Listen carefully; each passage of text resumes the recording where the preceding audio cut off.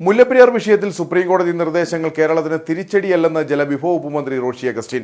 ഡാമിന്റെ അനുബന്ധ സൗകര്യങ്ങൾ ഒരുക്കുന്നതാണ് കോടതി പരിഗണിച്ചത്. പുതിയ ഡാം എന്ന ആശയത്തിൽ കേരളം ഇപ്പോഴും ഉറച്ചു നിൽക്കുന്നു. തമിഴ്നാടിന് ആവശ്യമായ ജലവും ഉറപ്പാക്കും.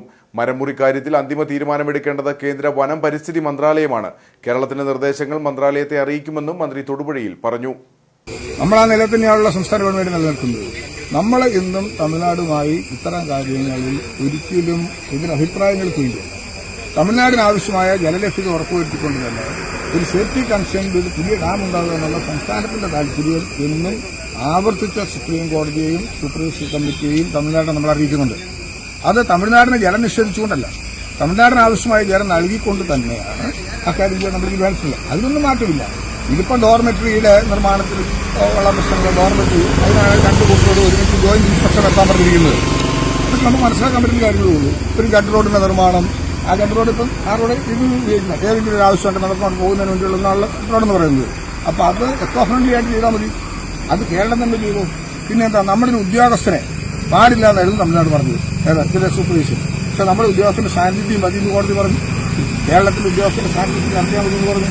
അപ്പോൾ അവിടെ എന്തൊക്കെയാണ് വരുന്നത്, എന്തൊക്കെയാണ് ചെയ്യുന്നതൊക്കെ കൃത്യമായി ഇവാലുവേറ്റ് ചെയ്യാനുള്ള അവകാശവും സ്വാതന്ത്ര്യം നമുക്കുണ്ടെന്നുള്ളതാണല്ലോ അതിന്റെ അർത്ഥം. അപ്പോൾ ആ കാര്യങ്ങളിലൊന്നും ഒരു സംസ്ഥാനം ആഗ്രഹിക്കുന്നുണ്ട്. നമുക്ക് ഇത്തരം കാര്യങ്ങളിൽ രണ്ട് സ്റ്റേറ്റിനും യോജിച്ച വിധത്തിലുള്ള തീരുമാനം എടുക്കാൻ കഴിയുന്ന ഏത് ഘട്ടത്തിലും നീങ്ങാൻ സംസ്ഥാനം തയ്യാറാണ്. അതാണ് ഞാൻ പറഞ്ഞത്. തമിഴ്നാടിന് ആവശ്യമായ ജനത്തിൽ ഉറപ്പുവരുത്തുന്നതിന് ഡാം ഉണ്ടാകണമെന്നുള്ള കൺസെപ്റ്റിലാണ് കേരളം നിൽക്കുന്നത്. എന്നാൽ കോടതിയിൽ ഇത്തരം കാര്യങ്ങളുണ്ട്. സെൻട്രൽ വാട്ടർ കമ്മീഷൻ ഒരിക്കലും എന്താ പറഞ്ഞത്? സെൻട്രൽ വാട്ടർ കമ്മീഷൻ നമ്മൾ രണ്ട് കാര്യങ്ങൾ നേരത്തെ കൂട്ടി പറഞ്ഞിരുന്നു. ഒന്ന്, ഇതിനെ സംബന്ധിച്ചിടത്തോളം ഉള്ള ഏറ്റവും പ്രധാനപ്പെട്ട എമർജൻസി ആക്ഷൻ പ്ലാൻ ഉണ്ടാകും.